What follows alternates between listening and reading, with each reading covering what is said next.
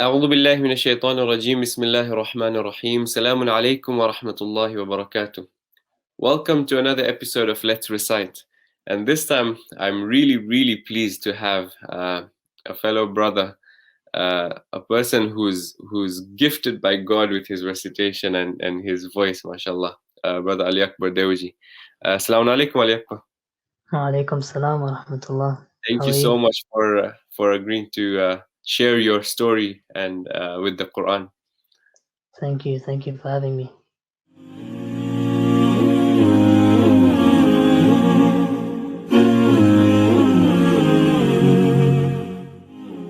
Ahsan.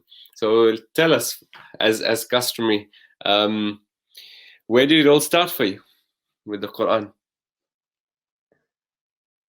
So I grew up in South London, Yeah, and I used to go to this Maulana Mukhtar Abbas. I don't know if you know him. yeah, yes, we all know. So my basics I used to learn there, and my mom also taught me a fair amount, alhamdulillah.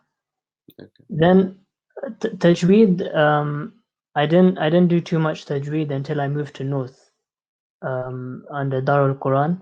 You know Mm. Darul Quran, of course, Mm. which was like kind of part of madrasa, kind of like Yeah, also outside of madrasa.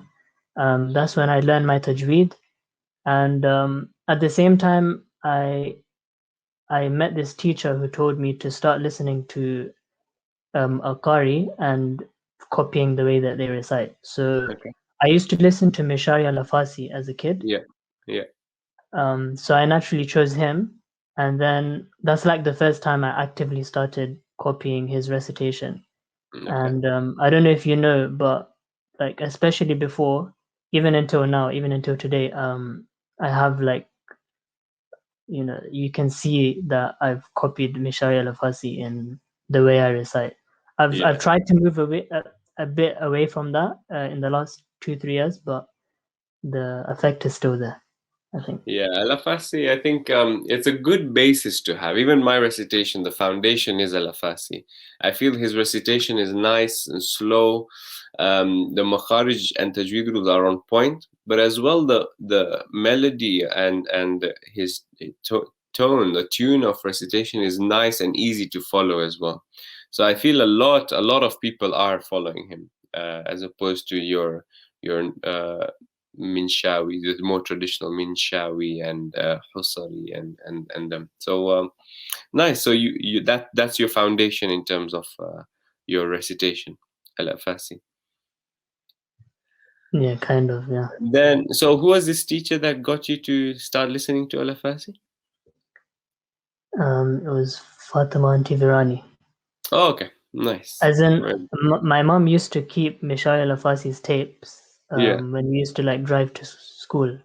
yeah. So I was listening to them, but I didn't actively sit down and like copy him until Mm, that time.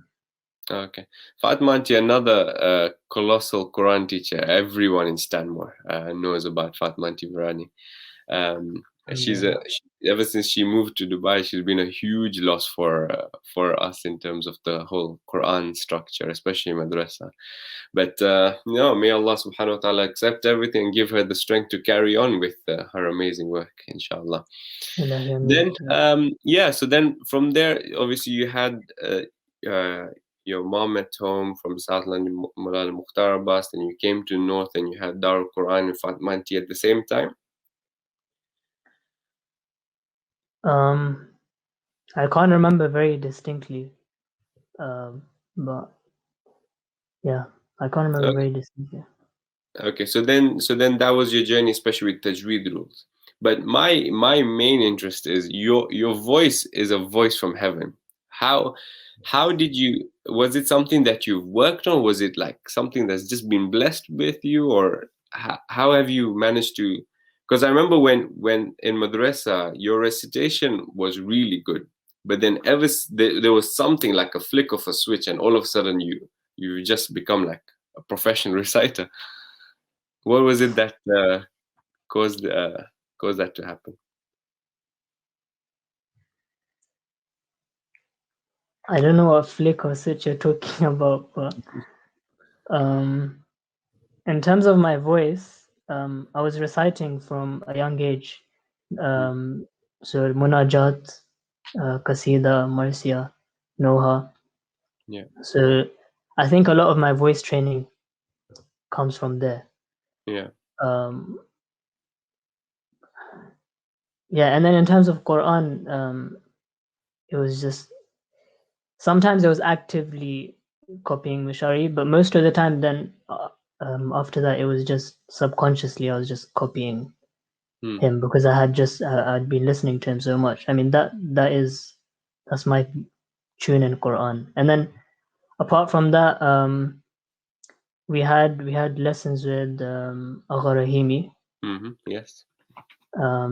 So we were working on some voice and tune in that, and then I've had some like sessions off and on, or like I've had some, you could say, kind of endeavors to uh, to learn some tune here and there as well, from like in tahqiq mainly, Yeah. but still you transfer the tune right into tartil to an extent.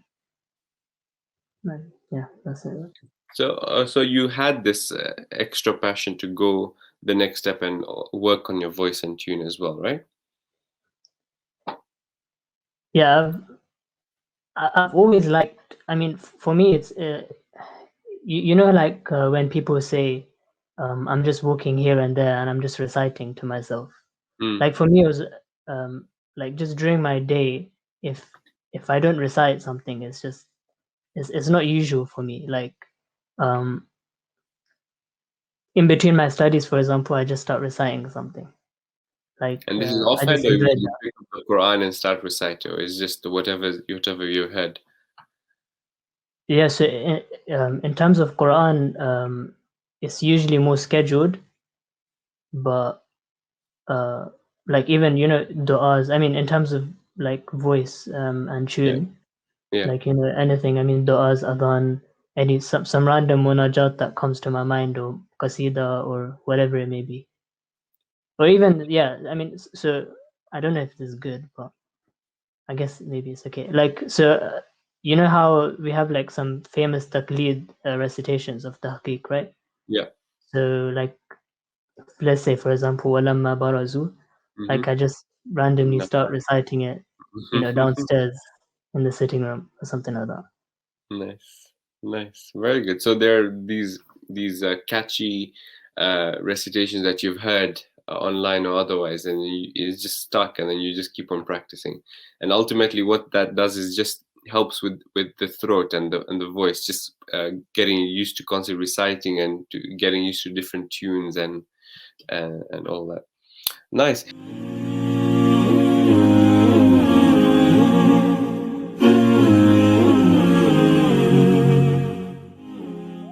We're now reaching that stage where it's always my favorite part of it. So your story is really good, but actually listening to your recitation, I'm good to sit here for the next half an hour to listen to you recite. So what do you have in store for us? So I have a few ayat from Surah Shura. There are a few ayat about justice, and I was looking for a passage on justice, so that's why I chose to recite this passage. Bismillah. Ready when you are.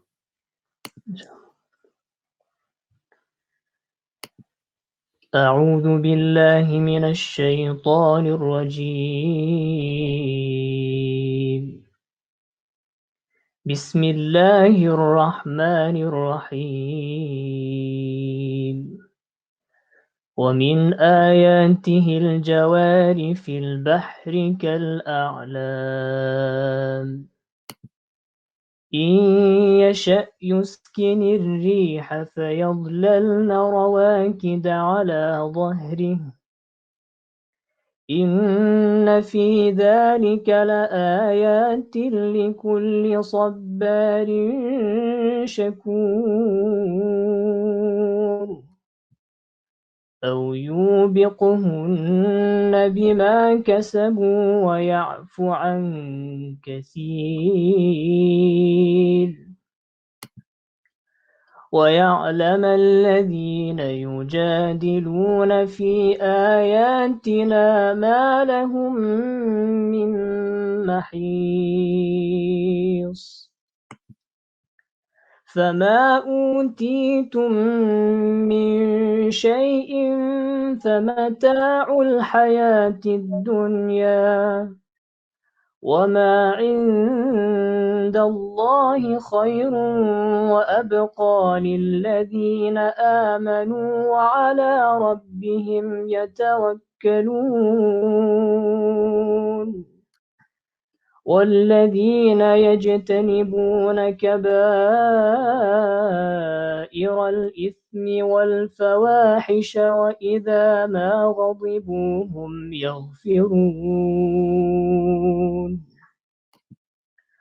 والذين استجابوا لربهم وأقاموا الصلاة وأمرهم شورى بينهم ومما رزقناهم ينفقون والذين إذا أصابهم البغي هم ينتصرون وجزاء سيئة سيئة مثلها فمن عفا وأصلح فأجره على الله إنه لا يحب الظالمين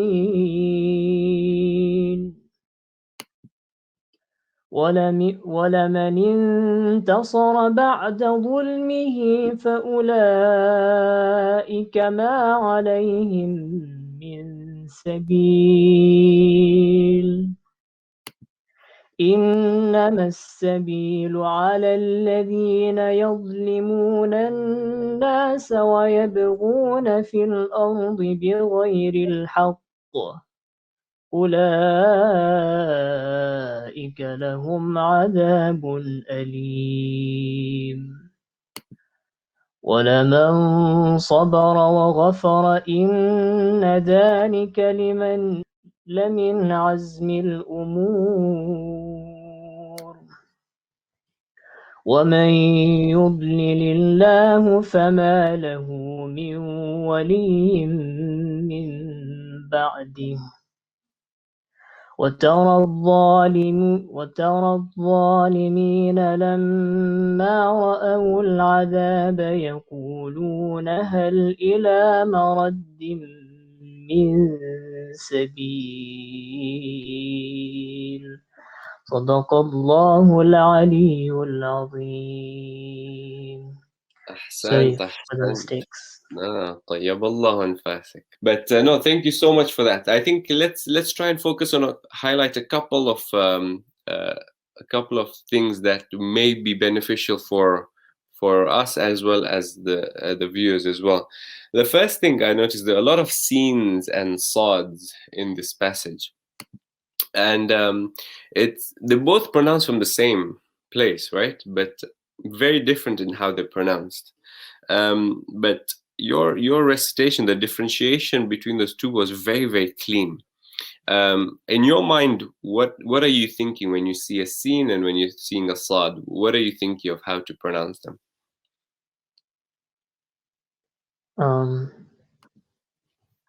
I guess usually for a scene, I'm usually smiling a bit more. Mm-hmm.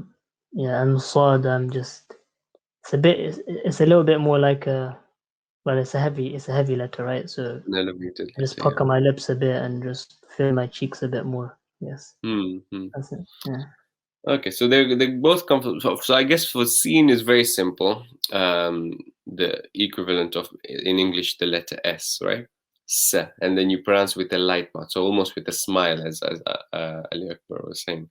But Saad, I think it's important. It's an elevated letter, but it's important not to round your mouth a lot. So it's not so, right?